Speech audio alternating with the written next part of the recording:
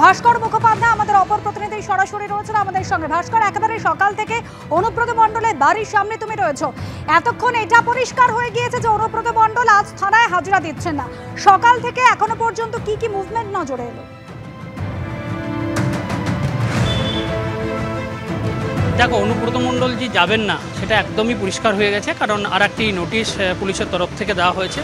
জেলা police super Amandeep তিনি জানিয়েছেন যে আইন অনুগ যে ব্যবস্থা সেগুলো কিন্তু সমস্ত না হবে এবং তারা কঠোরভাবেই পুরো বিষয়টা দেখছেন। কারণ আমরা যদি দেখি যে অনুব্রত মণ্ডলকে 11টার সময় ডাকা হয়েছিল, অনুব্রত মণ্ডল যাননি, 1.5 ঘন্টা তার জন্য ওয়েট করা হয়েছিল। এই 1.5 ঘন্টার মধ্যে তার যে 5 জন আইনজীবী তারা গিয়ে পুলিশের সঙ্গে দেখা করে তারা সময় চেয়েছেন এবং এর মধ্যেই তার আধ ঘন্টার মধ্যেই কিন্তু আবার নোটিশ করা হয়েছে অনুব্রত মণ্ডলকে এবং আগামীকাল ডাকা হয়েছে 11টার সময় এসডিপিও অফিস বোলপুরে। তাই একটা জিনিস খুব পরিষ্কার, পুলিশ কিন্তু বিষয়টা খুব কঠোরভাবে নিয়েছেন এবং আজকে আমরা যেটা দেখলাম সেটা সকাল 11টা থেকে যখন অনুব্রত মণ্ডলে যাওয়ার কথা ছিল তখন কিন্তু তার যে নিরাপত্তা রক্ষীরা থাকেন বা তার যে গাড়ির ব্যবস্থা থাকে সেগুলো কিন্তু কোনোটাই ছিল না। এখনও পর্যন্ত কোনো গাড়ির ব্যবস্থা নেই, নিরাপত্তা রক্ষীও নেই। মূলত তার বাড়ির ভেতরে যে নিরাপত্তা রক্ষী সেগুলি রয়েছেন এবং অনুব্রত মণ্ডল এই বাড়ির দোতলায় তিনি থাকেন এবং দোতলার যে রাস্তার পাশে যে ঘর রয়েছে সেই ঘরেই অনুব্রত মণ্ডল থাকেন এবং সেখান থেকে তিনি নেমে এই নিচের যে অফিস আমরা এখন যেটা দেখাচ্ছি এই অফিসে এসে তিনি বসেন, তারপর তিনি সেখান থেকে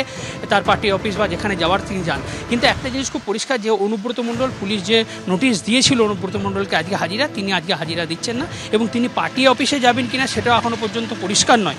আমরা যেটুকু দলের সূত্রে জানতে পেরেছি যে 3:30 থেকে 4টের মধ্যে তার পার্টি অফিসে যাওয়ার কথা, কারণ তার যে দলীয় নেতৃত্ব অর্থাৎ বীরভূম জেলা যারা তার অনুগামী রয়েছেন বা তার যারা ক্লোজ নেতৃত্ব তাদের সঙ্গে তিনি বৈঠকে বসবেন এবং পরবর্তী সিদ্ধান্ত নেবেন বা কলকাতা থেকে দলের তরফ থেকে যদি কোনো নির্দেশ আসে সেই অনুযায়ী দলের যারা কর্মী নেতা রয়েছেন তাদের সঙ্গে আলোচনা করে তিনি পরবর্তী সিদ্ধান্ত নেবেন।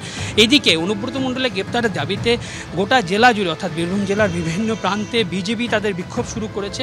গতকাল আমরা দেখেছি এসপি অফিসের সামনে বিজেপির বীরভূমের যিনি জেলা সভাপতি রয়েছেন ধ্রুব সাহার নেতৃত্বে সেখানে বিক্ষোভ হয়েছে। একইভাবে আজকে সকালে সাঁইথিয়া থানায় অভিযোগ দায়ের হয়েছে অনুব্রত মণ্ডলের গ্রেপ্তারের দাবিতে এবং আজকে বিকাল 4টের সময় এসডিপিও বোলপুর অফিসে সেখানে বিক্ষোভ রয়েছে বিজেপির। একইভাবে রামপুরহাটে কিছুক্ষণ আগে বিক্ষোভ হয়েছে। রামপুরহাট থানায় অনুব্রত মণ্ডলের গ্রেপ্তারের দাবিতে বিজেপির পক্ষ থেকে একটি মিছিল করা হয়। মিছিল করে থানার সামনে এসে থানার ভেতরে ঢুকতে গেলে পুলিশ কর্মীদের সঙ্গে রীতিমতো ধস্তাধস্তি হয় এবং বিজেপি কর্মীদের দাবি হচ্ছে যে অনুব্রত মণ্ডলকে গ্রেপ্তার করতে হবে, কারণ তার বিরুদ্ধে পুলিশ কিন্তু যতটা সক্রিয় তারা চাইছেন ততটা সক্রিয় নয়। সেই জন্যই তিনি এই যে আজকে যার তার আসার কথা ছিল তিনি সেটা এড়িয়ে গেছেন, কারণ পুলিশ তাকে সাহায্য করছে এবং তাই কঠোর ব্যবস্থা নিতে হবে সেই দাবি তুলেছে বিজেপির তরফে। বিজেপির জেলা সভাপতি ধ্রুব সাহা তিনি পরিষ্কার করে দিয়েছেন যে আগামী দিনেও এই আন্দোলন চলবে এবং অনুব্রত মণ্ডলের গ্রেপ্তারি তারা দাবি করবে।